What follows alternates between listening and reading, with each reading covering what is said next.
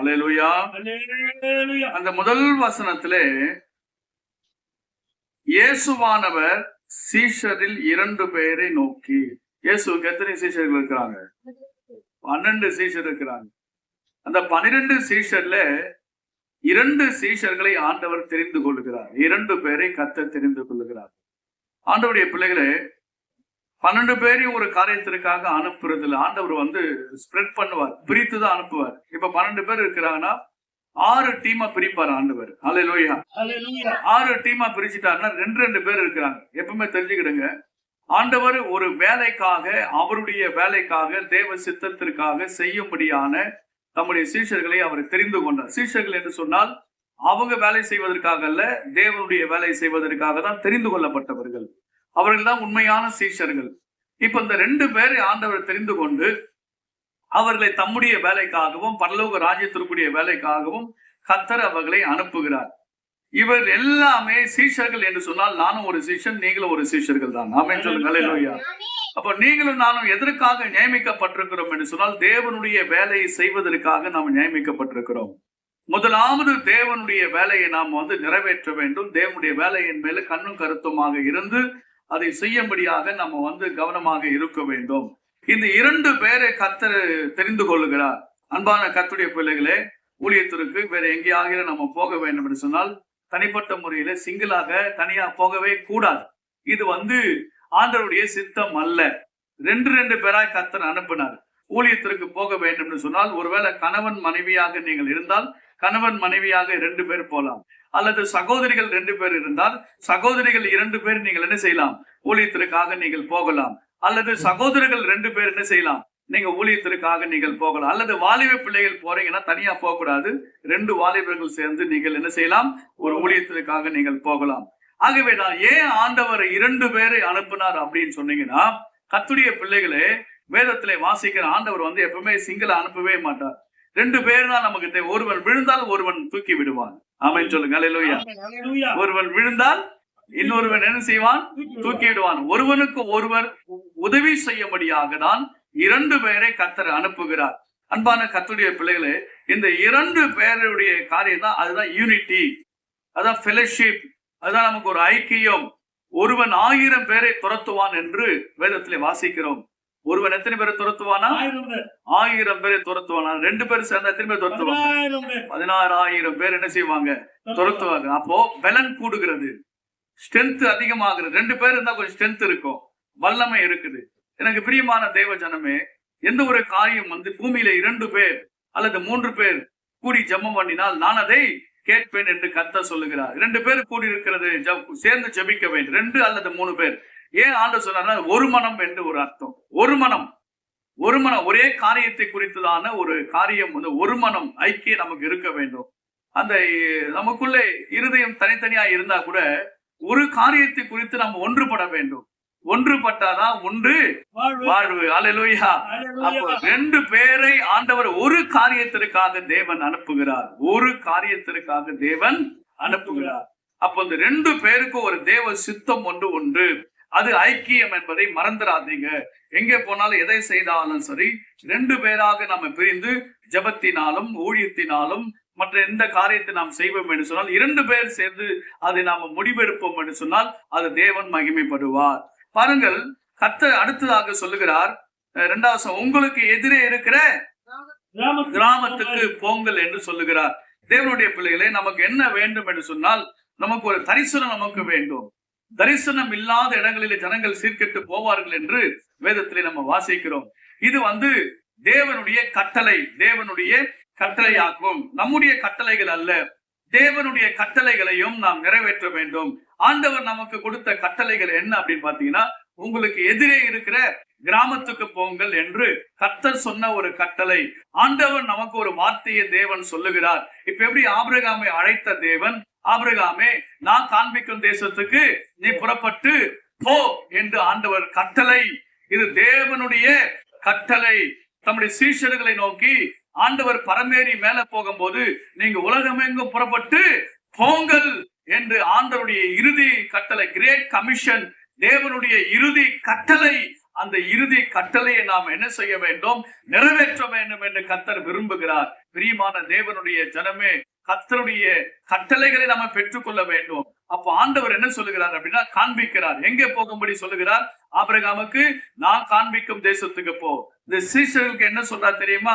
உங்களுக்கு எதிராக இருக்கிற கிராமத்துக்கு போங்கள். பாருங்க, தேவன் அந்த கிராமத்தையும் சுட்டி காட்டுகிறார். உங்களுக்கு எதிரே இருக்கிற கிராமம், வலது பக்கத்துல இருக்கிற கிராமம், இடது பக்கத்துல இருக்கிற கிராமம், ஆண்டவருடைய ஆலோசனையின்படி நம்ம செய்ய வேண்டும். உதாரணமாக பேதுரு வலைகளை போடும் போது மீன் அவரால் பிடிக்க முடியல, எங்கேயுமே அகப்படல. உடனே ஆண்டவர் என்ன சொன்னார் தெரியுமா? உன்னுடைய படகையை தள்ளி கொண்டு போய் வலையை போடு. இது ஆண்டவருடைய கட்டளை. தள்ளி கொண்டு போய் வலையை போடு என்று ஆண்டவர் சொல்லுகிறார். அப்போ பேதுரு என்ன சொல்ல தெரியுமா? ஆண்டவரே, இரவெல்லாம் நான் மீன் பிடிச்சேன், ஒன்றும் அகப்படல. ஆனா உங்க வார்த்தையின்படி நான் மீண்டும் வலைய போடுறேன், உங்க வார்த்தையின்படி நான் போடுகிறேன். அப்போ ஆண்டவர் என்ன சொல்றாருன்னா, தள்ளி கொண்டு போடு. ஆண்டவரே, நான் போடுகிறேன். போடுனாரு, நான் போடுகிறேன். போடு, தள்ளி கொண்டு வலைய போடு. ஆண்டவர், நான் போடுகிறேன். இதுதான் கீழ்ப்படிதல். இதுதான் ஆண்டவருக்கு நம்ம கீழ்ப்படுகிற ஒரு காரியங்கள். முற்றிலுமாக கர்த்தருடைய பிள்ளைகளாக நாம் ஆண்டவருடைய வார்த்தைக்கு கீழ்ப்படிந்து நடக்க வேண்டும். யாராக இருந்தாலும் சரி, தேவனுடைய வார்த்தைக்கு கீழ்ப்படிந்தால்தான் அற்புதங்கள் நடக்கும், அதிசயங்கள் நடக்கும். நாம எதிர்மாறான காரியத்தை ஒரு நாளும் நாம் செய்யவே கூடாது. ஆண்டவர் போ அப்படின்னா போனோம், இதை செய்யினா நம்ம செய்யணும். அதுதான் கீழ்ப்படிதல், விசுவாசம். கர்த்தருடைய பிள்ளைகளாக நம்முடைய வாழ்க்கையில சரி, ஆண்டவர் கொடுக்கிறதான அந்த கட்டளைகளுக்கு அந்த தரிசனத்தை பெற்று அந்த விசுவாசத்திற்கு கீழ்ப்படிந்து நாம் நடக்கும் போது தேவ சித்தம் நிறைவேறும். இப்போ ஆண்டவர் சொல்றாரு, உங்களுக்கு எதிரே இருக்கிற கிராமத்துக்கு போங்கள் என்று கர்த்தர் சொல்லுகிறார். ஆண்டவர் கிராமத்துக்கு அனுப்புகிறார். அல்லேலூயா. எங்க அனுப்புறாரு? கிராமத்துக்கு அனுப்புறாரு. ஆண்டவரை, என்னை ஏன் ஆண்டவரை கிராமத்துக்கு அனுப்புறீங்க? என்னை சிட்டிக்கு அனுப்பக்கூடாதா? டவுனுக்கு அனுப்பக்கூடாதா? கிராமத்துக்கு போனா எங்களுக்கு என்ன கிடைக்கும்? சிட்டிக்கு அனுப்புனா பெரிய பெரிய ஆட்கள் அங்க இருக்கிறாங்க, நல்லா படிச்சவங்க இருக்கிறாங்க, நல்ல வேலை பார்க்கறவங்க இருக்கிறாங்க. அங்க போனா ஏதாவது கிடைக்கும். கிராமத்துக்கு போய் இந்த கிராமத்துக்கு ஆண்டவரை என்ன அனுப்புனீங்கப்பா, இந்த கிராமத்துல என்ன ஆண்டவரே கிடைக்கும்? இல்ல, நம்முடைய தேவனுக்கு நம்ம கீழ்ப்படிய வேண்டும். அவர் கிராமத்துக்கு போவோம் சொன்னா கிராமத்துக்கு போகணும். உங்களுக்கு ஒண்ணு தெரியுமா? ஆவியானவர் பிலிப்பை பார்த்து ஆண்டவர் சொன்னார். வாசிக்க வேண்டாம், அப்போஸ்தலரில் எழுதப்பட்டிருக்கிறது. பிலிப்பே, நீ எழுந்து வனாந்திரத்துக்கு போ. அல்லேலூயா. நீ எங்க போ? வனாந்திரத்துக்கு போ அப்படின்னு சொன்னாரு. ஆண்டவரே, வனாந்திரத்திலயா? வனாந்திரத்துல எங்க ஒரு டீ கடை கூட இருக்காதப்பா. போய் என்ன எங்க அனுப்புறீங்க? வனாந்திரத்திற்கு அனுப்புறீங்களே. அந்த வனாந்திரத்துல தண்ணியும் இருக்காது, டீ இருக்காது, கடையும் இருக்காது, ஆளும் இருக்க மாட்டாங்க, ஒண்ணுமே இருக்காது. அங்க போய் அனுப்புறீங்களா ஆண்டவரே சொல்லி கேட்கவே இல்லை. நம்முடைய வேலை கீழ்ப்படியணும். ஒரு ஊழியக்காரனுக்கு ஆண்டவர் சொன்னாரு, டேய், நீ எழுந்து, ராத்திரியில நீ எழுந்து இந்த காட்டுக்கு போ அப்படின்னாராம். எழுந்தாராம். ஆண்டவர், இந்த நைட்ல எப்படியப்பா காட்டுக்கு போகுது? அந்த காட்டுக்கு போ அப்படின்னாராம். என்ன செய்யறதுன்னு தெரியல. ஆண்டவர் சொல்லிட்டாரே, கீழ்ப்படினும். கதவு திறந்து எழுந்து நடந்து போக ஆரம்பிச்சார். 1 கிலோமீட்டர் நடந்து போனார். அந்த காட்டுக்குள்ளே இருட்டா இருக்கு, கும் இருட்டு, ஒண்ணுமே இல்ல. ஒரு கீச்சு சத்தம், அங்க வேற எந்த சத்தமும் இல்ல. இப்படியே சைலண்டான ஒரு காரியம். அப்ப ஆண்டவர் சொன்னாரா, இந்த காட்டை பார்த்து சுவிசேஷம் அறிவினாராம். அல்லேலூயா. இந்த காட்டை பார்த்து என்ன செய்? ஆண்டவரே, ஒரு சர்ச்சில கூட்டின்னு பிரசங்கம் பண்ணா நான் பண்ணுவேன், ஒரு சென்ட்ரல் சர்ச்சில பண்ணுனா நான் பண்ணுவேன், ஒரு சியோன் சர்ச்சில பண்ணுனா நான் பண்ணுவேன், ஒரு ஏசிய திருச்சபையில பண்ணுன்னு சொன்னீங்கன்னா நான் பண்ணுவேன். ஜனங்கள்லாம் எவ்வளவு பேர் இருக்கிறாங்க, வாஞ்சியோட மைக்கு பிடிச்சு பிரசங்கம் பண்ணுவேன். இங்க ஜனங்களே இல்ல, ஒரு மைக்கு இல்ல, ஒண்ணு இல்ல. இங்க போய் கத்துன்னு சொல்றீங்களா? கத்துப்பா அப்படின்னா. அப்போ அந்த மனுஷன் என்ன செய்த? ஆண்டவர் கீழ்ப்படிந்து அந்த காட்டை பார்த்து கத்தனாராம். இயேசு உன்னை நேசிக்கிறார், உனக்காக மரித்திருக்கிறார், உன்னை வாழ வைக்கும்படியாக இயேசு உன்னை அழைக்கிறார் அப்படின்னு சொல்லி பிரசங்கம் பண்ணா. அந்த காட்டுல அந்த இரவுல ஒருவன் தற்கொலை பண்ணி கொள்வதற்காக உள்ள இருக்கிறான். அல்லேலூயா. தற்கொலை செய்வதற்காக அவன் உள்ள இருக்கிறான். அம்மா, எது எங்க இருக்குது உங்களுக்கும் தெரியாது, எனக்கு தெரியாது, ஆண்டவருக்கு தெரியணும். நீங்களும் நானும் கர்த்தருக்கு கீழ்ப்படியணும். அல்லேலூயா சொல்லுங்க. கீழ்ப்படினோம். அந்த காட்டுக்குள்ள இருந்த ஒரு மனுஷன் தற்கொலை செய்து கொள்ள முடியாம அந்த மனுஷன், இது என்ன சத்தம் தெரியல, இந்த ராத்திரி வேலையில எனக்காக யாரும் பேசுறாங்களேன்னு சொல்லி அந்த மனுஷன் அந்த ராத்திரி இந்த காட்டுக்குள்ள இருந்து வெளியே ஓடி வந்து பார்த்தாங்க, யாருமே இல்லை. இந்த மனுஷன் 2 வார்த்தை பிரசங்கம் பண்ணி திரும்பி போயிட்டாரு. தேவனுடைய பிள்ளைகளே, நம்முடைய தேவனுடைய சித்தத்தை நாம் அறிந்து கொள்ள வேண்டும் என்று சொன்னால் நாம் செய்ய வேண்டியது புறப்பட்டு போக வேண்டும். ஆமென், ஆமென். எங்க போனோம்? ஆண்டவர் சொல்லுகிற இடத்திற்கு நம்ம போகணும். கர்த்தர் சொல்லுவாரு, அவருடைய சத்தத்தை நம்ம கேட்கணும். ஆண்டவர் இப்ப சொன்னாரு, உங்களுக்கு எதிரே இருக்கிற கிராமத்துக்கு போங்கள் என்று கர்த்தர் சொன்னார். ஆண்டவர் எங்க போக சொன்னாலும் நம்ம போயிடணுங்க. காட்டுக்கு போக சொன்னாலும் போனோம். நிலத்துக்கு ஒரு வனாந்தரமான இடமா இருக்கும், போச்சுன்னா போனோம். ஹாஸ்பிட்டலுக்கு வியாதிஸ்தர் இருப்பாங்க, அங்க போச்சுன்னா போனோம். எந்த பலனை எதிர்பார்க்காம போனோம். இது கிடைக்கும் அது கிடைக்காத நம்ம நினைச்சுன்னு போகவே கூடாது. ஆதாயத்திற்காக போக கூடாது. கர்த்தருக்கு கீழ்ப்படிந்து நாம போக வேண்டும். தேவ சித்தத்தை செய்யும்படியாக நாம் புறப்பட்டு போக வேண்டும். இதுதான் உண்மையான ஒரு தரிசனம். அல்லேலூயா, அல்லேலூயா. அப்ப ஆண்டவர் அடுத்ததாக என்ன சொல்றாரு அப்படின்னு பாத்தீங்கன்னா, போன உடனே அல்லேலூயா, அல்லேலூயா, போன உடனே பட்டுக்காத போயிட்டு அல்லேலூயா, சேர் வாங்கி உட்காராத. போன உடனே ஒரு ஏசி நமக்கு இருக்கணும், ஒரு ரூம் இருக்கணும், ஒரு ஃபேன் இருக்கணும், ஒரு மேட்சர் இருக்கணும், ஒரு கட்டில் இருக்கணும், ஒரு சாப்பாடு இருக்கணும், என்னை கவனிக்கிறவன் இருக்கணும், என்னை பார்க்கிறவன் இருக்கணும், என்னை விசாரிக்கிறவங்க. அதெல்லாம் யாரும் வர மாட்டாங்க. அல்லேலூயா, அல்லேலூயா, அல்லேலூயா. உடனே நீ செய்ய வேண்டிய வேலை என்ன தெரியுமா? அல்லேலூயா, அல்லேலூயா. ஒரு கழுதையை நீ பாப்ப. அல்லேலூயா, அல்லேலூயா. என்ன இருக்கும்? கழுதை இருக்கும். நீ போன உடனே கழுதை நீ பார்க்கணும். அல்லேலூயா, அல்லேலூயா. சில பேருக்கெல்லாம் ஆண்டவரே கழுதையே என்ன பார்க்க சொல்றீங்க அப்பா, இது என்ன கழுதப்பா? அல்லேலூயா, அல்லேலூயா. ஒரு ராஜாவை பார்க்க சொன்னா பரவாயில்ல, ஒரு மந்திரியை பார்க்க சொன்னா பரவாயில்ல, ஒரு பிரபுவை பார்க்க சொன்னா பரவாயில்ல, ஒரு பணக்காரனை பார்க்க சொன்னா பரவாயில்ல, ஒரு படிச்சவனை பார்த்தா அவங்ககிட்ட ஏதாவது கிடைக்கும். கழுது கிட்ட என்ன ஆண்டவரே இப்ப கிட்ட போல உதைக்கும். அல்லேலூயா, அல்லேலூயா. இன்றைக்கு ஆண்டவர் நமக்கு அனுப்புகிற இடம் எங்க தெரியுமா?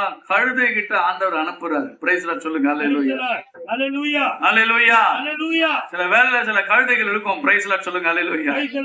அந்த கழுதையோட கூட பேச சொல்லுவார் ஆண்டவர். அந்த கழுதைக்கு உதவி செய்ய சொல்லுவார். அந்த கழுதைக்கு சில வேளையில நம்ம செய்ய வேண்டிய காரியத்தை ஆண்டவர் செய்ய சொல்லுவாரு. ஆண்டவர் அனுப்புகிற இடம் எங்க தெரியுமா? கிராமம். எத்தனை பேர் போனோம்? 2 பேர் போனோம். யாருக்காக போனோம்? தேவனுக்காக போகணும்.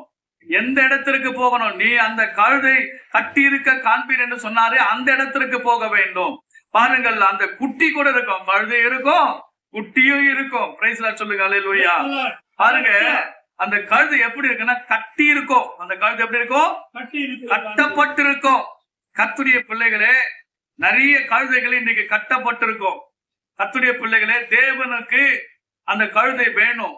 கர்த்தருடைய பிள்ளைகள், அந்த கழுதையை ஆண்டவர் கேட்கிறார். அந்த கழுதை ஆண்டவர் சமூகத்துல கொண்டு வர வேண்டும். கழுதை என்று சொன்னாலே தேவனை சுமக்கிறதான ஒரு காரியம். விசுவாசிகள் என்று எடுத்துக்கொள்ளுங்களா. இன்னைக்கு நிறைய பேர் என்ன செய்யப்பட்டிருக்கிறாங்கன்னா, அங்க இங்க கட்டப்பட்டிருக்கிறாங்க. நிறைய விஷயங்களில கட்டப்பட்டிருக்கிறாங்க. கட்டுகள் இருக்கிறது. அந்த கட்டை அவிழ்க்கும்படியாக தான் நம்முடைய வேலை. ஆண்டவர் நமக்கு கொடுக்கப்பட்ட வேலை என்னன்னா, கட்டு அவிழ்க்கிற வேலை. உனக்கு என்ன வேலை தெரியுமா? கட்டை அவிழ்க்கிற வேலை தான் கர்த்தர் நமக்கு கொடுத்திருக்கிறார். இந்த கழுதையை கட்டி இருக்க காண்பீர்கள், அவைகளை அவிழ்த்து என்னிடத்தில் கொண்டு வா என்று ஆண்டவர் சொல்லுகிறார். பிரைஸ் லார்ட் சொல்லுங்க. அல்லேலூயா, அல்லேலூயா. கட்டுகளை அவிழ்க்கிற அதிகாரத்தை கர்த்தர் நமக்கு தந்திருக்கிறார். அந்த கட்டுகளை அவிழ்க்கக்கூடிய ஒரு உரிமை, ஒரு அதிகாரம், ஒரு வல்லமையை கர்த்தர் நமக்கு தந்திருக்கிறார். பிரியமான தேவ ஜனமே, நிறைய பேர் கட்டப்பட்டிருக்கிறாங்க. உதாரணமாக போதை, கஞ்சா, குடி, விபச்சாரம், வேசித்தனம், காமவிகாரம், இன்றைக்கு பலவிதமான இச்சையிலே, இன்றைக்கு கடன் பிரச்சனையிலே, பாவத்திலே, அக்கிரமங்களிலே, இருளிலே, வியாதியிலே, வறுமையிலே எத்தனையோ பேர் கட்டப்பட்டிருக்கிறாங்க. அந்த கட்டுகளை அவிழ்க்கும்படியாக தான் கர்த்தர் நம்மை அனுப்பினார். அல்லேலூயா, அல்லேலூயா, அல்லேலூயா, அல்லேலூயா. நம்முடைய வேலை என்ன தெரியுமா? கட்டுகளை அவிழ்க்கிற வேலை, கட்டவிழ்க்கும் ஊழியம். அல்லேலூயா, அல்லேலூயா. என்ன ஊழியம்? கட்டவிழ்க்க ஊழியம். மறந்துடாதீங்க தேவஜனமே, உங்களுக்கும் எனக்கு ஆண்டவர் கொடுத்த ஊழியம் கட்டவிழ்க்கக்கூடிய ஊழியத்தை தேவன் தந்திருக்கிறார். இன்றைக்கு கட்டப்பட்டிருக்கிற காரியத்தை கர்த்தருக்கு தெரியும். யாரெல்லாம் என்ன நிலையில நீங்க கட்டப்பட்டிருக்கீங்க? மனுஷிடத்துல கட்டப்பட்டிருக்கீங்களா? அடிமையாக கட்டப்பட்டிருக்கீங்களா? ஏதோ ஒரு நிம்மதி இல்லாதபடிக்கு தனிமையில கட்டப்பட்டிருக்கீங்களா? இரவில தூக்கம் இல்லாதபடிக்கு நீங்க கட்டப்பட்டிருக்கீங்களா? ஏதோ ஒரு டிப்ரெஷன்ல நீங்க கட்டப்பட்டிருக்கீங்களா? கர்த்தர் உன் கட்டுகளை அவிழ்க்கும்படியாக உனக்காகத்தான் தம்முடைய ஊழியக்காரர்களை கர்த்தர் அனுப்பி தந்திருக்கிறார். ஆண்டவருக்கு நீங்கள் நன்றி செலுத்த வேண்டும். ஆண்டவர் என்னையும் விசாரிப்பதற்கு, என் கட்டுகளை அவிழ்ப்பதற்கு ஆண்டவரை நீ இரக்கம் செய்தீங்களே, உமக்கு ஸ்தோத்திரம் ஆண்டவரே என்று சொல்லி நன்றி செலுத்த வேண்டும். கழுதை என்று சொன்னாலும் யாரை மதிக்கவே மாட்டாங்க. கர்த்தருடைய பிள்ளைகளை ஒன்றுக்கும் உதவாதவர் நம்மை, தள்ளப்பட்ட நம்மை, வெறுக்கப்பட்ட நம்மை, தனிமையாக இருந்த நம்மை, சமுதாயத்தினாலே மதிக்கத்தக்க மதிப்பில்லாத ஒரு சூழ்நிலை இருந்த நம்மை, ஓரம் கட்டப்பட்ட நம்மையும் தேடி நம்முடைய கட்டுகளை அவிழ்க்கபடியாக ஆண்டவர் இரக்கம் செய்தாரே, அவருக்காக நாம் நன்றி செலுத்த வேண்டும். சொல்லுங்க அல்லேலூயா, அல்லேலூயா, அல்லேலூயா. கட்டப்பட்ட மனுஷர்களை கட்டவிழ்க்க வேண்டும் என்று சொல்லி ஃபாதர் பெர்க்மன்ஸ் பாடினாரே. வெறும் பாட்டு மாத்திரம் இல்ல, நாம ஜெபிக்க வேண்டும். ஜெபம் மாத்திரம் இல்ல, அந்த கட்டுகள் அவிழ்க்கபடியாக முன்னேறி செல்ல வேண்டும், முன்னேறி செல்ல வேண்டும். எந்தெந்த வீடுகளிலே, எந்தெந்த கிராமங்களிலே, எந்தெந்த நகரங்களிலே யாரெல்லாம் கட்டப்பட்டிருக்கிறாங்களோ, ஒதுக்கப்பட்டிருக்கிறாங்களோ, அவங்களுக்கு நேராக நம்முடைய கண்களை திறந்து அப்படிப்பட்டவர்களை கட்டவிழ்த்து எங்க கொண்டு வர வேண்டும்? அல்லேலூயா. இங்க கொண்டு வரணும். ஆண்டவர் சொன்ன, என்னிடத்தில் கொண்டு வா வருத்தப்பட்டு பாரம் சுமக்கிறவர்களே, நீங்கள் எல்லோரும் என்னிடத்தில் வாருங்கள் என்று ஆண்டவர் சொல்லுகிறார். என்னிடத்தில் வாருங்கள் என்று கர்த்தர் சொல்லுகிறார். எத்தனை பேர் பாரத்தோடு கூட, கண்ணீரோடு கூட, வேதனையோடு கூட, வருத்தத்தோடு கூட இருக்கிறீர்களோ, உங்களை பார்த்துதான் கர்த்தர் சொல்லுகிறார், என் மகளே, என் மகனே, நீ என்னிடத்தில் வா என்று கர்த்தர் சொல்லுகிறார். கர்த்தரிடத்திலே நாம் வர வேண்டும். என்னிடத்தில் வாருங்கள் என்று கர்த்தர் சொன்னார். என்னிடத்தில் அழைத்துக் கொண்டு வாருங்கள் என்று சொன்னார். வியாதியா, பலவீனமா, இயேசுவிடத்தில் கொண்டு வாருங்கள். தீராத பிரச்சனையா, இயேசுவிடத்தில் கொண்டு வாருங்கள். நம்முடைய தேவன் எல்லாவற்றையும் தீர்த்து வைக்க அவர் வல்லவராக இருக்கிறார். எப்பேற்பட்ட பிரச்சனையாக இருந்தாலும் சரி, தீராத பிரச்சனையாக இருந்தாலும் சரி, அவர்கள் எல்லாரையும் ஆண்டவர் தீர்த்து வைக்க அவர் வல்லவராக இருக்கிறார். எனக்கு பிரியமான தேவ ஜனமே, நாம் செய்ய வேண்டியவைகள் என்ன தெரியுமா? இயேசு அண்டையிலே அவர்களை கொண்டு வர வேண்டும். இதுதான் தரிசனம், இதுதான் நம்முடைய வேலை. ஆண்டவர் நமக்கு எதற்காக இன்றைக்கு நியமித்திருக்கிறார்? உங்களை அபிஷேகித்த நோக்கம், உங்களை அடைத்த நோக்கம், இந்த திருச்சபையில வைத்திருக்கிற நோக்கம் எதற்காக என்று ஆண்டவரை கேட்டு பாருங்கள். கர்த்தர் சொல்லுவார், நிறைய பேர் இருக்கிறாங்க வெளியில, மனம் திரும்பாதபடிக்கு இருக்கிறாங்க, அறியாதபடிக்கு இருக்கிறாங்க, அவர்கள் எல்லாரையும் என்னிடத்தில் கொண்டு வாருங்கள் என்று கர்த்தர் சொல்லுகிறார். அல்லேலூயா. தாகமா இருக்கிறவர்களே என்னிடத்தில் வாருங்கள், பணம் இல்லாதவர்களே என்னிடத்தில் வாருங்கள். இன்றைக்கு துக்கத்தோடு, வேதனையோடு, வருத்தத்தோடு இருக்கிற பாரம் சுமக்கிற பிள்ளைகளே என்னிடத்தில் வாருங்கள் என்று கர்த்தர் அழைக்கிறார். நமக்காக தான் இயேசு வந்திருக்கிறார். அல்லேலூயா, அல்லேலூயா. நமக்காக தான் ஆண்டவராகிய இயேசு கிறிஸ்து வந்திருக்கிறார் தேவஜனமே. ஆகவே கர்த்தரிடத்திலே நாம் ஒரு காரியத்தை நாம் அறிந்திருக்க வேண்டும். நம்மளை அழைக்கும் தெய்வத்துடைய சத்தத்தை நம்ம கேட்கிறோம். நீங்களும் நானும் செய்யணும். அம்மா, பிரச்சனையோடு இருக்கீங்களா? கவலைப்படாதீங்க, ஏசப்பா கிட்ட வாங்க, உங்க பிரச்சனை தீர்ந்துரும். அல்லேலூயா, அல்லேலூயா. இதான் நம்ம சொல்லணும், இதுதான் நம்ம சொல்லணும். என்னிடத்தில் வாருங்கள், என்னிடத்தில் அவிழ்த்துக் கொண்டு வாருங்கள் என்று கர்த்தர் சொன்னார். பாருங்க, 3ஆம் வசனம். ஒருவன் உங்களுக்கு ஏதாகிலும் சொன்னால், உங்களுக்கு ஏதாகிலும் சொன்ன, யாராவது வந்து, ஏன்பா இவங்களை அழைக்கிறீங்க, ஏன்பா இந்த கட்டுக்கு அவிழ்க்கிறீங்க, மதம் மாத்துறீங்களா, ஏதாவது பிரச்சனையா, எதுக்காக அங்க கூப்பிடுறீங்க, யாராகிலும் வந்து உங்களுக்கு சொன்னா நீங்க என்ன தெரியுமா சொன்னோம்? ஆண்டவருக்கு தேவை. அல்லேலூயா, அல்லேலூயா, அல்லேலூயா. அவன் வந்து கேட்டானா, எனக்கு ஆண்டவருக்கு வேணும்னு சொல்லு. அல்லேலூயா, அல்லேலூயா. ஆண்டவர் நமக்கு ஞானத்தை கற்றுக் கொடுக்கிறார், எப்படி பேசணும். இது யாருக்கு வேணும்? ஆண்டவருக்கு வேணும். ஒரு முறை தெருவுல பிரசங்கம், நாங்கெல்லாம் போய் நின்னுட்டோம் பல வருஷத்துக்கு முன்பாக, வாலிப வயசுல. இப்படியே போய் நிக்கிறோம். ஒரு பையன் கிட்ட சொன்னேன், டேய் அந்த வீட்டுல போயிட்டு ஒரு டேபிள், சின்ன டேபிள் வாங்கிட்டு வா அப்படின்னு சொன்ன. அவன் போய் நேரம் அந்த அம்மா கிட்ட பார்த்து, அம்மா டேபிள் கொடுமான்னு கேட்டான். அதெல்லாம் முடியாதுப்பா, நான் கொடுக்க மாட்டேன் அப்படின்ட்டான். நான் போனேன், அம்மா இயேசுக்கு கொடுமா அப்படின்னா. அல்லேலூயா, அல்லேலூயா. இயேசுக்கு, இயேசுக்கு எடுத்துன்னு போப்பா. அல்லேலூயா, அல்லேலூயா. இயேசுக்கு எடுத்துன்னு போ, கொடுக்குறேன். இன்னைக்கு ஜனங்க வந்து இயேசுக்கு கொடுக்க ஆயத்தமா இருக்கிறாங்க. புரியுதா உன்ன என்ன சொல்றது? அல்லேலூயா, அல்லேலூயா, அல்லேலூயா. இயேசு பேரை சொல்லி ஏமாத்துறது அது வேற. பிரைஸ் லார்ட் சொல்லுங்க. அல்லேலூயா, அது வேற. ஆனா அவனுக்கு கூடிய தண்டனையை கர்த்தர் கொடுப்பார். பிரைஸ் லார்ட் சொல்லுங்க. ஆனா உண்மையாக ஆண்டவர் இன்றைக்கு கற்றுக் கொடுக்கிற காரியம் என்னன்னா, என்னிடத்தில் கொண்டு வா. யாராவது உங்ககிட்ட கேட்டான்னு ஆண்டவருக்கு வேணும்னு சொல்லுங்க, கர்த்தருக்கு கேளுங்க, ஆண்டவருடைய நாமம் மகிமைப்படுத்தும். சரி, அடுத்ததாக உடனே அவைகளை அனுப்பி விடுவான் என்று சொல்லி அவர்களை அனுப்பினார். இது சபையாருக்கு, திருச்சபைக்கு ஆண்டவர் கொடுக்கிற ஒரு தரிசனம், ஒரு அழைப்பு, ஒரு தேவ சித்தம், மறக்க கூடாது. அடுத்ததாக 4வது வசனம், இதோ உன் ராஜா சாந்த குணம் உள்ளவராய் கழுதையின் மேலும் கழுதை குட்டியாகிய மரியின் மேலும் ஏறிக்கொண்டு உண்டத்தில் வருகிறார் என்று சீயோன் குமாரத்திக்கு சொல்லுங்கள் என்று தீர்க்க தரிசனால் உரைக்கப்பட்டது நிறைவேறும்படி இதெல்லாம் நடந்தது. சகரியாவின் புத்தகம் 9ஆம் அதிகாரம் 9வது வசனத்தை வாசி.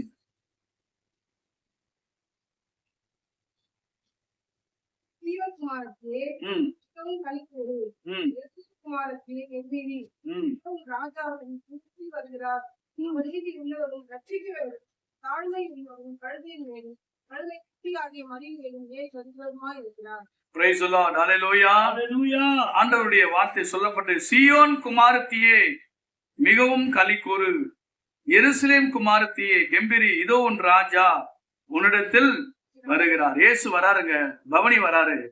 அவர் சாதாரண நபர் என்று நினைக்காதீங்க, அவர் ராஜா, ராஜாதி ராஜா, தேவாதி தேவன், கர்த்தாதி கர்த்தர், நம்முடைய ராஜா.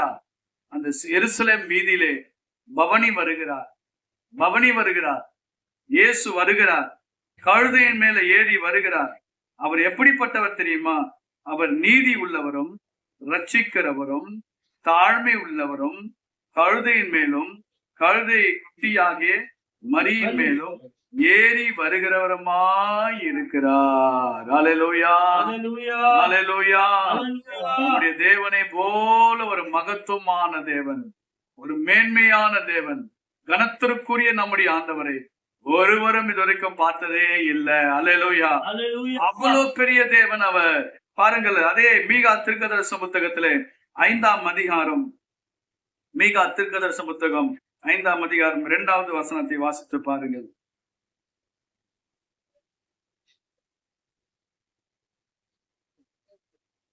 மீகா 5:2,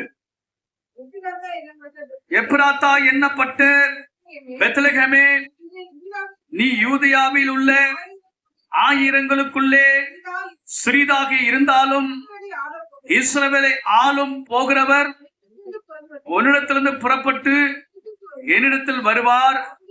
அவருடைய புறப்படுதல் அநாதி நாட்களாய் பூர்வத்தினுடையது. அல்லேலூயா. தேவனுடைய பிள்ளைகளே, நம்முடைய தேவனை குறித்து அருமையாக எழுதப்பட்டு, நீ யூதேயாவில் உள்ள ஆயிரங்களுக்குள்ளே சிறிதாக இருந்தாலும் இஸ்ரவேல் பட்டணம் என்பது ஒரு சிறிய பட்டணம் தான். ஆமென் சொல்லுங்க. அல்லேலூயா, அல்லேலூயா. நீங்க மேப்ல, உலக மேப்ல பாத்தீங்கன்னா இஸ்ரவேல் தேசமே உங்களுக்கு தெரியாது. நீங்க அப்படியே ஜூம் பண்ணி பார்த்தா ஒரு டாட் ஒன்று வச்சிருப்பாங்க, ஒரு புள்ளி. முழு உலகத்திலே சின்ன ஒரு டாட், ஒரு புள்ளி இருக்கும், அதான் இஸ்ரவேல். மிகவும் சிறியது. அதான் பைபிள் எழுதப்பட்டிருக்கிறது, யூதேயாவில் உள்ள ஆயிரங்களுக்குள்ளே சிறிதாக இருந்தாலும். அது ஆண்டவர் சொன்னாரு, சிறுமந்தையே அப்படின்னு சொன்னாரு. என்ன சொன்னாரு? சிறுமந்தையே, சிறுமந்தையே பயப்படாதே, பரலோகத்தில் இருக்கிற பிதாவாகிய தேவன் உனக்கு ராஜ்யத்தை கொடுக்க உன்மேல் பிரியமாக இருக்கிறார். அல்லேலூயா, அல்லேலூயா. அதெல்லாம் ஒரு அப்பா, நான் சிறியவன் ஆண்டவரே, என் குடும்பம் சிறியதப்பா, எனக்கு யாரும் இல்லை அப்படின்னு சொல்லுவீங்களா? உங்களை பார்த்து ஆண்டவர் சொன்னாரு, பயப்படாது. அல்லேலூயா, அல்லேலூயா. உன் ராஜா உன்னிடத்தில் வருகிறார், உன் தேவன் உன்னிடத்தில் வருகிறார்.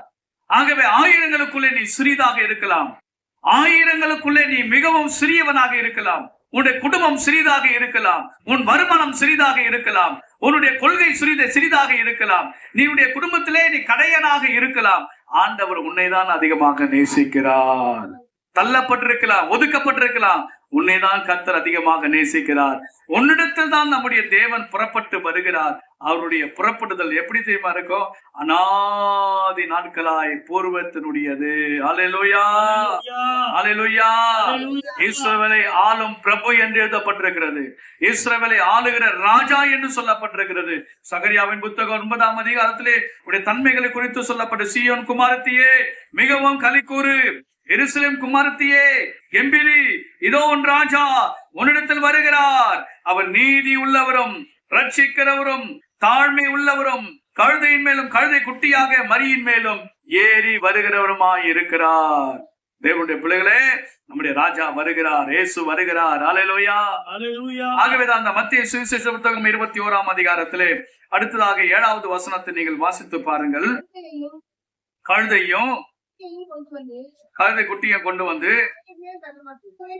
அவைகள் மேல் தங்கள் வஸ்திரங்களையும் போட்டு அவரை ஏற்றினார்கள். அல்லேலூயா, அல்லேலூயா. இதுதான் கர்த்தருடைய பிள்ளைகளே, தேவனாகிய கர்த்தர் இயேசுவை மகிமைப்படுத்துகிறதான ஒரு காரியம். அந்த மகிமைப்படுத்துற அந்த காரியத்துல என்ன தெரியுமா? இயேசுவை சுமக்கிற கழுதை. அல்லேலூயா. இயேசுவை சுமக்கிற கழுதை, இயேசுவை சுமக்கிற ஒரு கழுதை. பாருங்கள், கழுதையும் கழுதை குட்டியும் கொண்டு வந்து அவைகள் மேல் தங்கள் வஸ்திரங்களை போட்டு அவரை ஏற்றினார்கள். கழுதையின் மேல இயேசுவை ஏற்றினார்கள். தன்னுடைய பிள்ளைகளை இயேசுவை சுமக்கிற கழுதை. இன்றைக்கு அந்த சரித்திரம் சொல்லுகிறது. அந்த கழுதை என்ன ஆச்சு அப்படின்னு பாத்தீங்கன்னா, இயேசு ஏறின கழுதை, இயேசு பயன்படுத்தின கழுதை வேகமாய் ஓடி போய் அது அப்படியே சிலையாக மாறிவிட்டது. சொல்லுங்க, அல்லேலூயா, அல்லேலூயா, அல்லேலூயா. வேதத்துல இல்லாத காரியங்கள் எல்லாம் நிறைய காரியங்கள் எழுதப்பட்டிருக்கிறது, நிறைய சம்பவங்கள் சொல்லப்பட்டிருக்கிறது. தேவனுடைய பிள்ளைகளை, தேவனுடைய அவர் புதிய கல்லறை, அவருடைய கல்லறை கூட இது வரைக்கும் பயன்படுத்தாத கல்லறை, யாருமே பயன்படுத்தாத புதிய கல்லறை. இயேசு ஏறின கழுதையின் மேல் அதுக்கப்புறம் யாருமே ஏறக்கூடாது என்பதற்காக அது செய்யப்பட்ட ஒரு காரியங்கள். கர்த்தருடைய பிள்ளைகளாக நாம் நன்கு அறிந்திருக்க வேண்டும். நீங்களும் நானும் யார் தெரியுமா? கழுதைகள். ஒத்துக்கொள்றீங்களா? நீங்களும் நானும் யாரு? கழுதைகள். யாரை சுமக்கிற கழுதை? இயேசுவை. உன் மேல இயேசு இருக்கு, யாரா செக் பண்ணு. அல்லேலூயா, அல்லேலூயா, அல்லேலூயா. கழுதைக்கு என்ன போடுறாங்க அப்படின்னு நீங்க பாத்தீங்கன்னா, கழுதையின் மேல வஸ்திரங்களை போட்டாங்க. சில வேளை நமக்கு சால்வை போடுவாங்க. அல்லேலூயா, அல்லேலூயா. கழுதையின் மேல என்ன போடுவாங்க? சால்வை போடுவாங்க. ஏன் சால்வை போடுறாங்கன்னா, என் மேல இயேசு இருக்கிறாரு, அதனால என் மேல சால்வை விழுது. அடிக்கடி நிறைய சால்வை என் மேல விழுந்துதான் இருக்குது. அல்லேலூயா. நிறைய வசனங்களை ஆண்டவர் கொடுத்து கொண்டே இருக்கிறார். காரணம் என்ன தெரியுமா? இயேசு என் மேல இருக்கிறதுனால தான் இவ்வளவு பெரிய கனமும் மகிமை நமக்கு வருது. இவ்வளவு ஆசீர்வாதம் எப்படி உனக்கு வருகிறது? இவ்வளவு மதிப்பு உனக்கு எப்படி வருகிறது? இவ்வளவு செல்வங்கள் உனக்கு எப்படி வருகிறது? இயேசு உன்னை கூட இருக்கிறதுனால தான் இவ்வளவுலாம் உனக்கு நடக்குது. இயேசு இல்லைன்னா எதுவுமே நடக்காது, எந்த ஆசீர்வாதம் உனக்கு கிடைக்காது. அதனால உனக்கு பெருமை வரவே கூடாது. அல்லேலூயா, அல்லேலூயா, அல்லேலூயா. பெருமை உனக்குள் வரக்கூடாது. எனக்கு பாரு எவ்வளவு நன்மை கிடைக்குது, எனக்கு பாரு நல்ல வேலை கிடைச்சது. பெருமை வந்துச்சுன்னா போச்சு. இயேசு எனக்கு என் கூட இருக்கிறாரு, இயேசு என் கூட இருக்கிறதுனால தான் இவ்வளவு பெரிய கணக்கு. எங்கேயோ கட்டப்பட்டு மூலையில சந்தடியில இருந்த என்ன இவ்வளோ ஜனங்கள் மத்தியில கொண்டு வந்து இவ்வளவு அலங்காரங்கள்லாம் எனக்கு செய்து வஸ்திரங்களை போட்டு கீழே வஸ்திரங்களை விரித்து கம்பளங்களை விரித்து அது மேல என்ன நடக்க வைக்கிறாங்களே, இந்த கணம் எப்படி எனக்கு கிடைக்கும்? இயேசு வந்ததினாலே. நிறைய பேர் இயேசுவை ஏற்றுக்கொண்டதுனால தாங்க இன்னைக்கு நம்ம வாழ்ந்து கொண்டிருக்கிறோம். இயேசு இல்லைன்னு சொன்னா நம்முடைய வாழ்க்கை இருளே இருந்திருக்கும், இன்னும் நாம பாவத்திலே இருந்திருப்போம், இன்னும் நம்ம சமாதானம் இல்லாத நிலையில. இயேசுநாதரை நாம் ஏற்றுக்கொண்டபடினால்தான் இவ்வளவு பெரிய மேன்மையும் கனமும் நமக்கு கிடைச்சிருக்கிறதே. அதை எண்ணி நினைச்சு ஸ்தோத்திரம் பண்ண வேண்டும். ஆமென் சொல்லுங்க. அல்லேலூயா, அல்லேலூயா, அல்லேலூயா. இயேசு மாத்திரம் நம்ம ஏற்றுக்கொள்ளணும், ஒரு பையன் நம்ம மதிக்கவே மாட்டோம். அல்லேலூயா, அல்லேலூயா. ஒரு ஆளை நம்மளை மதிக்கவே மதிக்காது. இயேசு இல்லைன்னா நமக்கு மதிப்பே இல்லை. சொல்லுங்க. அல்லேலூயா. இயேசு இல்லைன்னு சொன்னா மதிப்பே கிடையாது. நீ எவ்வளவு படிச்சிருந்தாலும் சரி, எவ்வளவு மேன்மை உள்ளவனா இருந்தாலும் சரி, இயேசு இருந்தாதான் உனக்கு கனம் மதிப்பு. இயேசு இல்லைன்னா யாருக்கும் மதிப்பே கிடையாது. எனக்கு அன்பான கர்த்தருடைய பிள்ளைகளே, எங்க போனாலும் இயேசுவை அழைத்து கொண்டு போங்க. இயேசுவே என்னோடு வாரும். இயேசப்பா நீங்க இல்லாம நாங்க போகவே மாட்டோம். ஆண்டவரே என் பிசினஸ்ல வேலையில நீங்க தான் இருக்கணும், நீங்க தான் எனக்கு முக்கியம். இயேசுவே வாரும் என்று சொல்லி அவரை கூப்பிடுங்க. முதலாவது இயேசுவை கூப்பிடுங்க, இயேசுவை அழைத்துக் கொள்ளுங்க. ஒரு முறை ஆண்டவர் நம்மளை தெரிந்து கொண்டார், அழைத்து விட்டார். என்றைக்குமே நம்ம விடவே கூடாது. நம்ம என்னைக்குமே அவர் விடவே கூடாது. உறுதியாக பிடித்துக் கொள்ள வேண்டும். அவர் இல்லாம எந்த காரியத்தை நம்ம செய்யவே கூடாது. இயேசு அப்பதான் எனக்கு தலைவர், அவர் தான் எனக்கு தலைமை, அவர் தான் எனக்கு தாய், அவர் தான் எனக்கு தகப்பன், அவர் தான் எனக்கு அண்ணன், எல்லாமே எனக்கு அவர் தான். அவரை அன்றி நான் எதுவுமே செய்யவே மாட்டேன் என்று சொல்லி உறுதியிடுங்க, தீர்மானம் எடுங்க. கர்த்தர் உங்களோடு இருந்து பெரிய காரியங்களை செய்வார். ஆமென் சொல்லுங்க. அல்லேலூயா. பாருங்கள், அடுத்த வசனத்தில் எழுதப்பட்டிருக்கிறது, திரளான ஜனங்கள் தங்கள் வஸ்திரங்களை வழியிலே விரித்தார்கள். திரளான ஜனங்கள் வராங்க, திரள் கூட்ட ஜனங்கள் வராங்க, இயேசுவை மகிமைப்படுத்துறாங்க. இயேசுவுக்கு மகிமை வரும்போது கழுதைக்கும் மகிமை வருது. பிரைஸ் லார்ட் சொல்லுங்க. அல்லேலூயா. இயேசுவுக்கு கனம் வரும்போது உனக்கும் வரும். பிரைஸ் லார்ட் சொல்லுங்க. அல்லேலூயா. இயேசுவை மேன்மைப்படுத்தும் போது உனக்கும் மேன்மைப்படுத்துவாங்க. கம்பளங்களை விரிக்கிறாங்க. பாருங்கள், திரளான ஜனங்கள் வஸ்திரங்களை வழியிலே விரிக்கிறாங்க. வேறு சிலர் மரக்கிளைகளை தரித்து வழியிலே பரப்பினார்கள். மரக்கிளைகளை கொண்டு வந்து அங்க பரப்புகிறார்கள். சில பேர் உயர்ந்த வஸ்திரங்களை கொண்டு வந்து இயேசுவுக்கு போகிற வழியில முன்னாக ஓடி விரிக்கிறார்கள். விலை உயர்ந்த வஸ்திரங்களை விரிக்கிறார்கள். கர்த்தருடைய பிள்ளைகளே, திரளான ஜனங்கள் ஓடி வந்து மகிமையின் ராஜா, வல்லமையின் ராஜா, ராஜாதி ராஜாவை மேன்மைப்படுத்துகிற அந்த காரியத்தை செய்து கொண்டிருக்கிறார்கள். நீங்களும் நானும் ஆண்டவருக்கு கனம் கொடுக்க வேண்டும். நமக்குரியதெல்லாம் இயேசுக்காக நாம செலுத்த வேண்டும். நமக்குரியதெல்லாம் ஆண்டவருக்காக கீழே படைக்க வேண்டும். அவர் போற வழியிலே அப்படியே கொண்டு வந்து பாதபடியில வைக்க வேண்டும். உங்களுக்கு ஒரு காரியம் தெரியுமா? அப்போஸ்தலர்கள் காலங்களிலே நிலங்களை விற்று பணமாக்கி அந்த பணத்தை எங்க கொண்டு வைத்தாங்க தெரியுமா? பாதத்திலே கொண்டு வைத்தாங்க. பாதத்திலே வைத்தாங்க. பணம், பொருள், உயர்ந்த காரியங்கள் எல்லாமே இயேசுவின் பாதத்திலே வர வேண்டும். அல்லேலூயா. அல்லேலூயா. இன்னைக்கு நம்ம தலையில தூக்கி ஆடக்கூடாது. எல்லாம் வச்சு தலையில தூக்கி ஆடக்கூடாது. நிறைய பேர் தலையில தூக்கி ஆடுறீங்க. இயேசுவின் பாதத்துல இருக்க வேண்டியதெல்லாம் உன் தலையில இருக்குது. பிரைஸ் லார்ட் சொல்லுங்க. அல்லேலூயா. இயேசுவினுடைய பாதத்திலே கொண்டு வர வேண்டும். நமக்கு எதெல்லாம் மேன்மையா இருக்குதோ பெருமை வரக்கூடாது. இயேசுவின் பாதத்திலே கொண்டு வந்து வச்சிரு.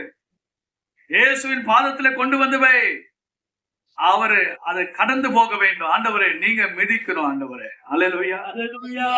உங்க பாதம் எங்க வீட்டு வாசப்படியில படணும். ஆண்டவரே, உங்க பாதம் என் வஸ்திரங்கள் மேல் பட வேண்டாம். ஐயா, எங்களை நீங்க கடந்து போங்க. ஆண்டவரே, நீங்க வழியா பாருங்கள். அடுத்து, முன்னடப்பாரும் பின் நடப்பாரும் திரளான ஜனங்கள் தாவீதின் குமாரனுக்கு ஓசன்னா.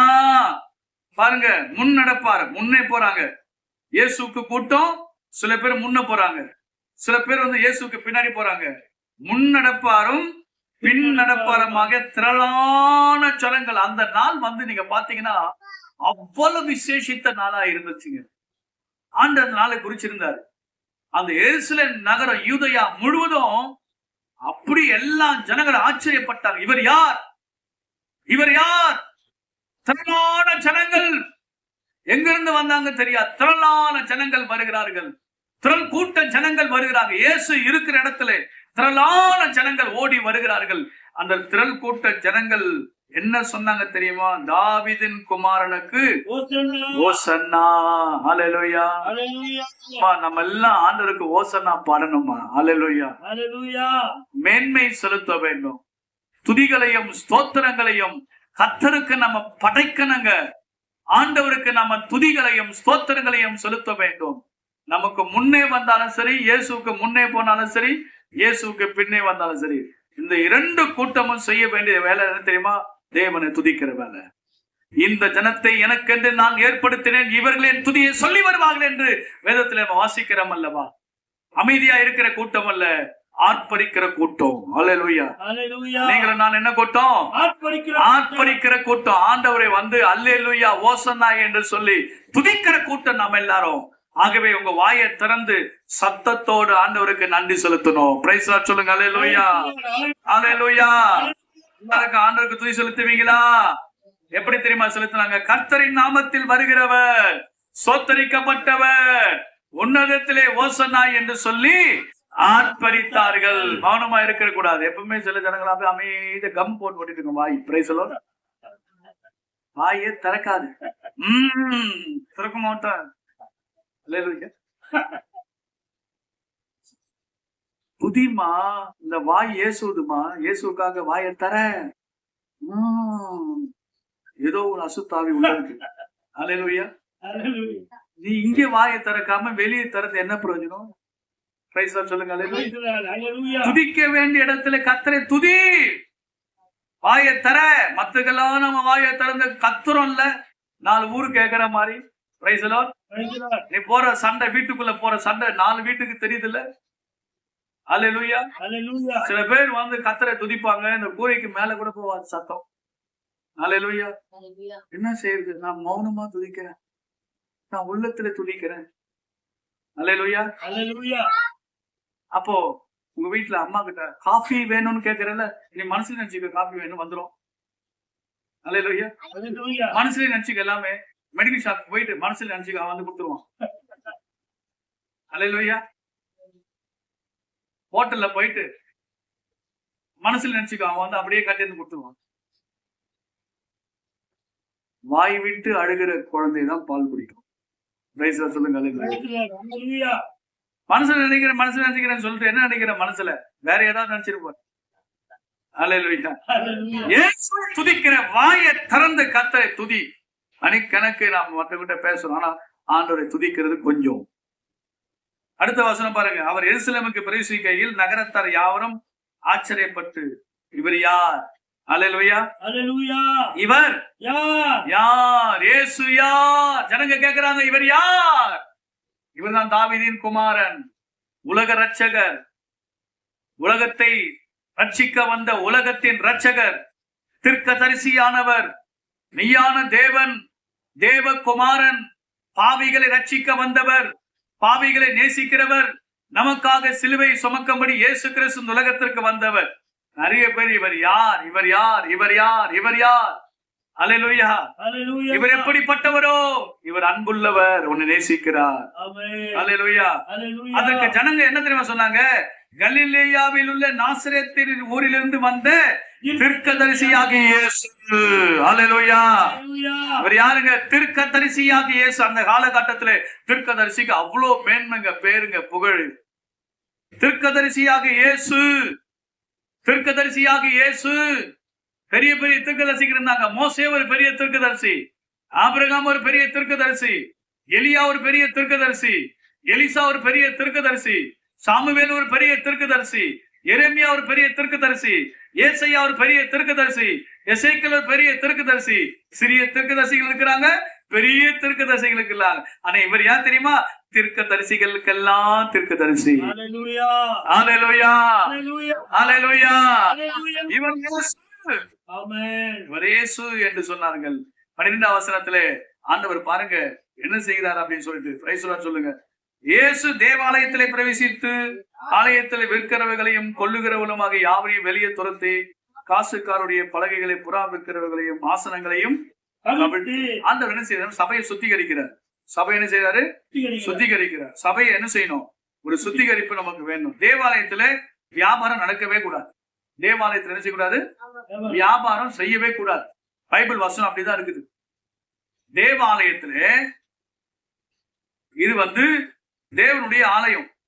வியாபாரம் செய்யறதுக்கு நீ வெளியில போயிட்டு வியாபாரம் செய், கடை வச்சின்னு வியாபாரம். ஆலயத்திற்குள்ள என்ன செய்யக்கூடாதா? வியாபாரம் செய்யக்கூடாது. 12ஆம் வசனம் மறுபடியும் படிங்க. இயேசு தேவாலயத்தில் ஆலயத்தில் விற்கிறவர்கள். இங்க கவனிங்க, ஆலயத்திலே விற்கிறவங்க. சில பேர்ல சொல்லுவாங்க விற்க, வாங்க, அணுகவும். போன் நம்பர், கான்டாக்ட் நம்பர், பேர். அல்லேலூயா. விற்க, வாங்க, அணுகவும். எங்க? ஆலயத்துல கார்டு கொடுக்குறாங்க. பிரைஸ்ல சொல்லுங்க. அல்லேலூயா. நாங்களே வித்து கொடுக்கிறோம், நாங்களே உங்களுக்கு மென வாங்கி கொடுக்கிறோம், வீட்டு ஒண்ணம் வாங்கி கொடுக்கிறோம், கார் வாங்கி கொடுக்கிறோம். நீங்க இருக்கிறது விற்கணும், அதையும் எங்க கிட்ட சொல்லுங்க. விற்க, வாங்க, அணுகும். பெண் கொல்லவும், பெண்ணை கொடுக்கவும், பெண்ணை வாங்கவும் ஆலயத்துல வந்துருக்கு. அல்லேலூயா. நோவாவுடைய காலத்துல பாத்தீங்கன்னா ஜலப்பிரளயம் வருகிற வரைக்கும் பெண் கொடுத்தாங்க, பெண் வாங்கினாங்க, அப்படி பைபிள் இருக்கு. அந்த பிசினஸ் எங்க இருக்க கூடாது? ஆலயத்துல இருக்கவே கூடாது.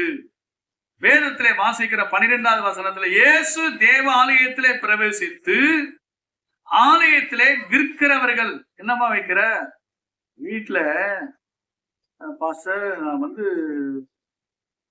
வடை, கார வடை, மசாலா வடை செஞ்சு நீங்க கொண்டு வந்து அது ஒரு வடை 100 ரூபாய்க்கு வித்து ஆலயத்துடைய காணிக்கை பெட்டில போறதுக்கு வந்துங்க. அல்லேலூயா, அல்லேலூயா, விற்கலாமா அப்படின்னு ஒரு காரியம் பைபிள் எழுதப்பட்டு விற்க கூடாது, பிசினஸ் செய்யக்கூடாது. அல்லேலூயா, தேவனுடைய பிள்ளைகளே, இது விற்கிற வியாபார ஸ்தலம் அல்ல, தேவனுடைய ஆலயம். தேவாலயம் தேவாலயமாக தான் இருக்கணும். தேவாலயம் பரிசுத்தத்திலே தேவாலயமாக இருக்கணும். தேவாலயம் ஜபத்திலே தேவாலயமாக இருக்க வேண்டும். தேவாலயம் துதியிலே சத்தியத்திலே தேவாலயமாக இருக்க வேண்டும். தேவாலயத்தை ஆண்டவர் பார்க்கிறாரு. தேவாலயத்திற்குள்ளே போகிறாரு, கவனிக்கிறாரு, யாரெல்லாம் எப்படி இருக்கிறாங்கன்னு பார்க்கிறாரு, யார எதுக்காக வந்திருக்கிறாங்கன்னு ஆண்டவர் பார்க்கிறாரு. அங்க பாருங்க, ஆலயத்துல விற்கிறவங்க இருக்கிறாங்க. விற்கிறதுக்காக இங்க இடம் இல்ல. எந்த பிசினஸையும் செய்யக்கூடாது. ஆலயத்திற்குள்ளே உன் பிசினஸ் எல்லாம் வெளியதான் வச்சுக்கணும். உன் பிசினஸ் ஆலயத்துக்குள்ள கொண்டு வரவே கூடாது. என்ன பிசினஸா இருந்தாலும் சரி, எதா இருந்தாலும் சரி. சில பேர்ல ஆலயத்துல வந்துதான் சந்திச்சு பேசுவாங்க, ஆலயத்துல வந்துதான் உட்காந்து பிசினஸ் பேசுவாங்க. இது பிசினஸ் பேசுற இடம் இல்ல. அப்படிப்பட்டவங்களால ஆலயம் கரைப்பட்டு இருக்கிறது. ஆண்டவர் சுத்திகரிக்கிறார். அப்படிப்பட்டவங்களுக்கு தான் ஆண்டவர் ஜாட்டை எடுக்கிறாரு. அல்லேலூயா, நீ அவரை ஜாட்டை எடுக்க வச்சிராத. சொல்லுங்க அல்லேலூயா. இயேசு தேவாலயத்திலே பிரவேசித்து ஆலயத்திலே விற்கிறவர்களும் கொள்ளுகிறவங்க யாருங்க? வாங்குறவங்க. விற்கிறதும் தப்புன்னு வாங்குறதும் தப்புன்னு தர ஆண்டவர். புரியுதா உங்களுக்கு என்ன சொல்றேன்னு? விற்கிறதும் தப்பு, வாங்குறதும் தப்பு.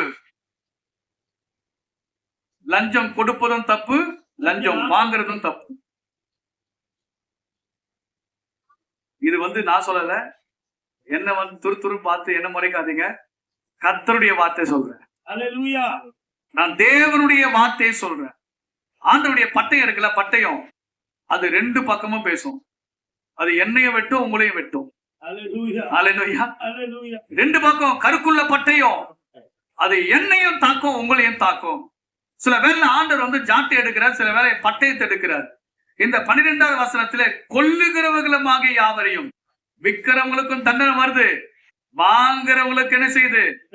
வெளியே துரத்துறார். ஆண்டவர் துரத்துறார். இயேசுநாதர் வெளியே துரத்துறார். உங்களுக்கெல்லாம் இங்க இடம் இல்லை. நீங்கெல்லாம் இங்க வரவே கூடாது, இருக்கவே கூடாது. உங்களால ஆலயம் தீட்டுப்பட்டு இருக்கிறது. விற்கிறதுக்கும் வாங்குறதுக்கும் இது தேவனுடைய ஆலயம் இடம் இல்லை. வெளியே துரத்துறாரு. அடுத்தது என்ன தெரியுமா? காசுக்காரருடைய பலகை. என்னங்க காசுக்காரருடைய மேட்ச் இருக்கும் தெரியுமா? சில பேர்ல அந்த ஒரு மேட்ச் இருக்கும் காசு போறதுக்கு. அல்லேலூயா, எல்லாருமே வருவா. அந்த நாட்டுல பக்கத்துல நாடெல்லாம் இருக்கும்.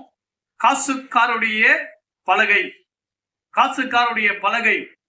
அந்த காசுக்காருடைய பலகை என்னன்னா, அவன் காசை மாத்துவான். ஐயா, இந்த காசு நான் கொண்டு வந்திருக்கிறேன், இதை மாத்தி கொடுங்க. இவன் மாத்துவான். எக்ஸ்சேஞ்ச், பணத்தை மாத்துற இடம். பணத்தை மாத்துற இடம். நீங்க எந்த பணமா கொண்டு வா, நான் மாத்தி கொடுக்குறேன்.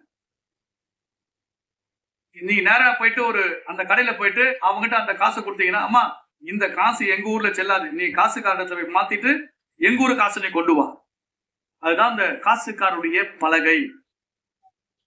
இது என்ன செய்தார்னா, ஆண்டவரு காசுக்காருடைய பலகைகளையும் புறாவிற்கிற ஆசனங்களையும் என்ன செய்தாரா? கவிழ்த்துட்டாரு. அல்லேலூயா. அப்படியே கவிழ்த்து போட்டார் ஆண்டவர். ஒழுங்கா இருக்கிறது கவிழ்த்துட்டாரு. கவிழ்த்து போட்டு என்னுடைய வீடு சகல ஜனங்களுக்கும் என்று எண்ணி இருக்கிறது, நீங்களும் அதை கல்லறு குகை ஆக்கினீர்களே. யோவான் சுவிசேஷ புத்தகம் 2ஆம் அதிகாரத்தை திருப்பி. யோவான் சுவிசேஷ புத்தகம் 2ஆம் அதிகாரம்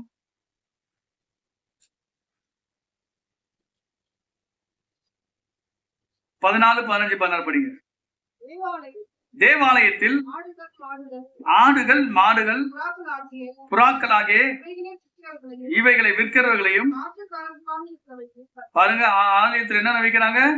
ஆடு மாடு இவைகளை புறா இவைகளை விற்கிறவர்களையும் காசுக்கார உட்கார்ந்து இருக்கிறதை ஆண்டவர் கண்டு கயிற்றினால் ஒரு அவங்க அங்க எழுதப்படல, அதான் இங்க வந்துட்டு நான் இந்த சவுக்குக்காக. அல்லேலூயா. அந்த இடத்துல சொல்லல, கயிற்றினால் ஒரு சவுக்கை என்ன செய்தாரு?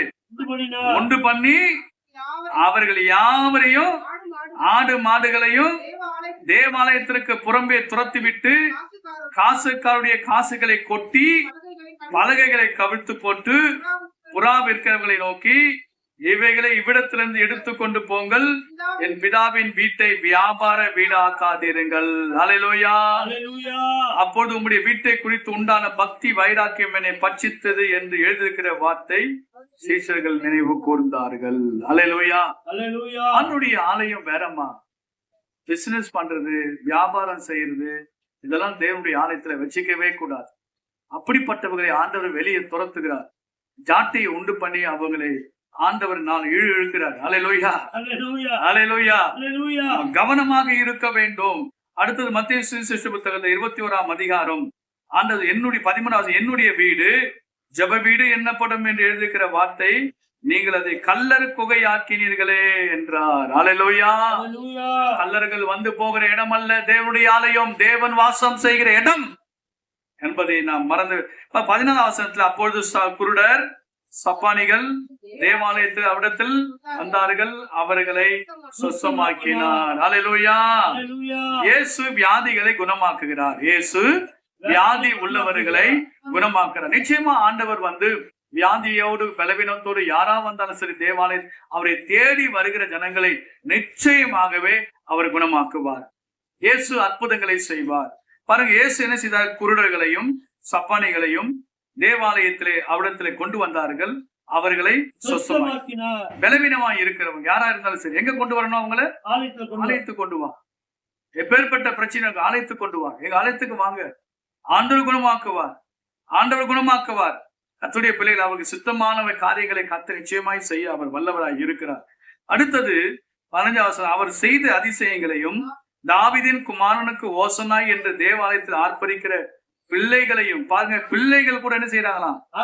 ஆர்ப்பரிக்கிறாங்க. பிரதான ஆசாரியரும் வேதபாரம் கண்டு கோபம் அடைந்தாங்க. அல்லேலூயா. கோபம் அடைந்தாங்க. இயேசுவை எதிர்க்க கூட்டம் இன்னைக்குதான் இருக்குது. அன்னைக்கும் இயேசுவை எதிர்த்தாங்க, இன்னைக்கு இயேசுவை எதிர்க்கிறாங்க. இன்னைக்கு எதிர்ப்பாளர்கள் இருக்கிறாங்க. தேவாலயத்திற்கு வருகிறவர்களையும் போகிறவர்களையும் எதிர்க்கிற கூட்டம் இன்னைக்கும் வெளியே இருக்குது. சபையாரை எதிர்க்கிற கூட்டம் வெளியே இருக்கிறாங்க. ஏன்? இயேசுவையே எதிர்க்கிற கூட்டம் இன்னைக்கு இருக்கு. ஊழியக்காரர்கள் எதிர்க்கிற கூட்டம் இன்னைக்கு இருக்குதான் செய்து. ஆசிரியா உங்களையா எதிர்த்தார்கள், ஆச்சரியப்படாதீங்க. இயேசுவை எதிர்த்தவங்க என்ன எதிர்ப்பதுக்கு ஏமாத்திரும். சொல்லுங்க. நீங்களும் நானும் ஏமாத்திரும். அந்நாளிலே இயேசுவையே எதிர்த்த ஜனங்கள், இயேசு விரோதமாக இன்னைக்கு கோபம் அடைஞ்ச ஜனங்கள் இன்றைக்கு இருக்கிற, எரிச்சல் அடைகிற ஜனங்கள் இன்றைக்கும் இருக்கிறார்கள். அதை குறித்து நீங்கள் ஆச்சரியப்படாதீர்கள். உங்களை எதிர்க்கிறவன் என்னை எதிர்க்கிறான், உன்னை தொடுகிறவன் என்னை தொடுகிறான் என்று கர்த்தர் சொல்லி இருக்கிறார். ஆமென் சொல்லுங்க. அல்லேலூயா. அல்லேலூயா. ஆகவே இயேசுவை எதிர்த்தார்கள். பிள்ளைகளை எதிர்க்கிறாங்க, பிள்ளைகளை கூட எதிர்க்கிறாங்க, சிறு குழந்தைகளை எதிர்க்கிறாங்க. ஏங்க போறீங்க, போக கூடாது என்று எதிர்க்கிறாங்க. அன்பான கர்த்தருடைய பிள்ளைகளே, இன்றைக்கும் சுவிசேஷ எதிர்ப்பாளர்கள், மிஷனரிகளுக்கு விரோதமாய் எழும்புகிறவர்கள், சபைக்கு விரோதமாய் எழும்புகிறவர்கள், ஊழியத்துக்கு விரோதமாய் எழும்புகிறவர்கள் இன்றைக்கும் அங்கங்க இருந்து கொண்டுதான் இருக்கிறாங்க. அதை குறித்து நீங்க கவலைப்படாதீங்க. இயேசு எல்லாவற்றையும் பார்த்து கொள்ளுவார். ஆமென் சொல்லுங்க. அல்லேலூயா. அல்லேலூயா. பாருங்க 14, அவரை நோக்கி இவர்களை சொல்லுகிறதை கேட்கிறீரே என்றார்கள். அதற்கு இயேசு, ஆம் கேட்கிறேன். குழந்தைகளுடைய வாயினாலும் பாலகனுடைய வாயினாலும் துதி உண்டாகும்படி செய்தீர் என்பதை நீங்கள் ஒரு காலம் வாசிக்கவில்லையா என்று ஆண்டவர் அந்த வசனங்களை சுற்றி காண்பிக்க விரும்புகிறார். எதிர்க்கிறவங்க கிட்ட நம்ம பேச வேண்டியது என்ன தெரியுமா? வேத வசனத்தை தான் பேசுறோம் தவிர நம்ம சொந்த வசனங்களை பேசவே கூடாது. இயேசு அப்படிப்பட்டவர்களை பார்த்து என்ன பேசினார்?